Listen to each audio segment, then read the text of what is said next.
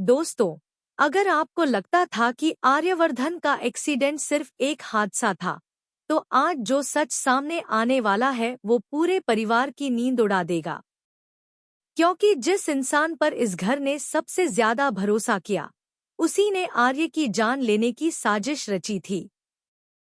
और सबसे बड़ा झटका ये है कि मानसी ने अपने कानों से वो सच सुन लिया था जिसे मीरा हमेशा के लिए दफन समझ रही थी।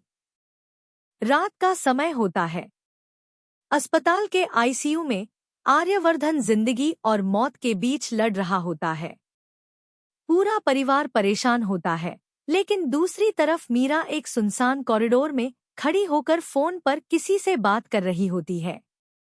उसके चेहरे पर डर नहीं, बल्कि जीत की मुस्कान होती है। मीरा धीरे से कहती है, काम बिल्कुल वैसे ही हुआ जैसा मैंने कहा था। ट्रक सही समय पर पहुंचा और आर्य की गाड़ी सीधा उससे टकरा गई। अब अगर वो बच भी गया तो कभी पहले जैसा नहीं रहेगा। फोन के दूसरी तरफ मौजूद आदमी पैसे की बात करता है और मीरा कहती है, तुम्हारे अकाउंट में पैसे पहुंच जाएंगे, बस मेरा नाम किसी के सामने नहीं आना चाहिए। लेकिन मीरा को नहीं पता होता कि कॉरिडोर के मोड़ पर खड़ी मानसी उसकी हर बात सुन चुकी है। मानसी के हाथ से पानी की बोतल गिर जाती है। उसकी आंखें हैरानी से फैल जाती हैं। उसे यकीन ही नहीं होता कि मीरा इतनी बड़ी साजिश कर सकती है।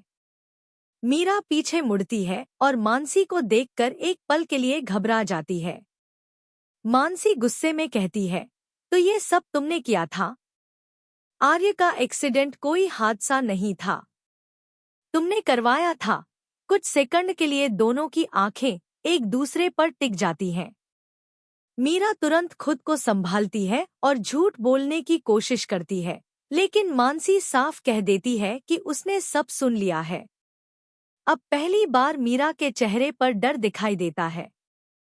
उसे एहसास हो जाता है कि उसका सबसे बड़ा राज अब किसी और के पास है। उसी रात मीरा मानसी को अपने कमरे में बुलाती है और उसे पैसे देकर चुप रहने की कोशिश करती है, लेकिन मानसी साफ इनकार कर देती है।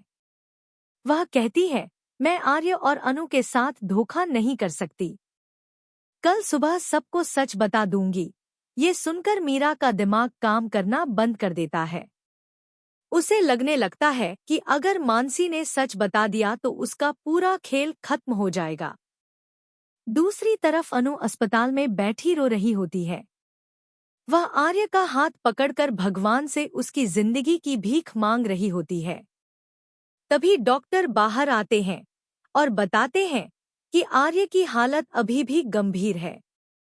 पूरा परिवार टूट जाता है, लेकिन सबसे ज्यादा बेचैन मीरा होती है, क्योंकि उसे डर होता है कि कहीं आर्य होश में आकर कुछ ऐसा न बता दे जिससे उसका सच बाहर आ जाए। अगले दिन मानसी पूरे परिवार को सच बताने का फैसला करती है। वह सबको हॉल में बुलाने के लिए फोन उठाती है, लेकिन तभी उसके कमरे में आग लग जाती है। पूरे घर में अफरा तफरी मच जाती है। मानसी किसी तरह बाहर निकल आती है, लेकिन उसके सारे सबूत जल जाते हैं। अब उसे समझ आ जाता है कि ये कोई हादसा नहीं, बल्कि उसे चुप कराने की कोशिश थी। दूसरी तरफ मीरा सबके सामने मासूम बनने का नाटक करती रहती है, लेकिन अब मानसी हार मानने वालों में से नहीं होती। वह तय करती है कि चाहे कुछ भी हो जाए, मीरा का सच सामने लाकर रहेगी।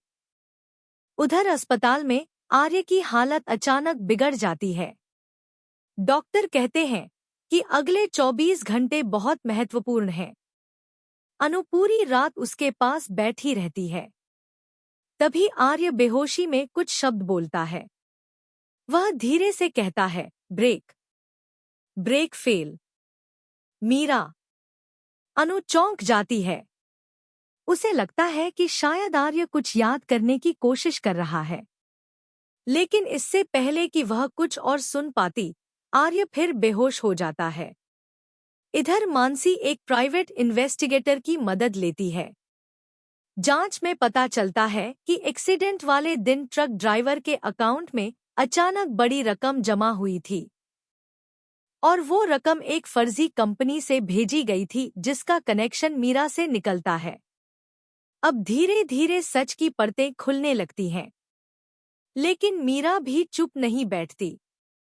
वह ट्रक ड्राइवर को गायब करवा देती है और सारे रिकॉर्ड मिटाने की कोशिश करती है। कहानी में तब सबसे बड़ा मोड़ आता है जब ट्रक ड्राइवर अचानक पुलिस के सामने सरेंडर कर देता है। वह बताता है कि उसे पैसे देकर एक्सीडेंट करवाने के लिए कहा गया था। पूरा परिवार स्तब्ध रह जाता है। मीरा का चेहरा पीला पड़ जाता है, लेकिन वह आखिरी चाल चलते हुए सारा इल्जाम किसी और पर डालने की कोशिश करती है। तभी मानसी सबके सामने खड़ी होकर कहती है, अब झूठ बोलना बंद करो मीरा।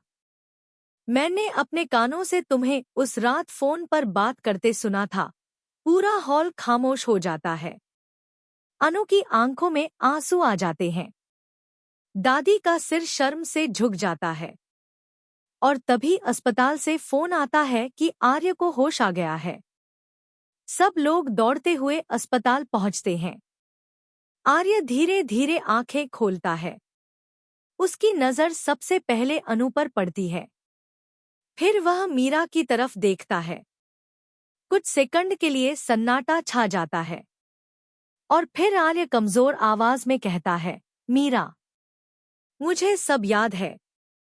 यह सुनते ही मीरा के पैरों तले जमीन खिसक जाती है। लेकिन तभी कहानी में एक और धमाका होता है। मीरा रोते हुए कहती है, मैंने ये सब अकेले नहीं किया था। इस खेल में परिवार का एक और सदस्य भी शामिल है। पूरा परिवार हैरानी से उसकी तरफ देखने लगता है। आखिर वो दूसरा इंसान कौन है? क्या परिवार के अंदर कोई और भी गद्दार है? क्या आर्य और अनु की जिंदगी पर अभी भी खतरा मंडरा रहा है? और क्या मानसी आखिरकार इस परिवार की सबसे बड़ी हीरो साबित होगी?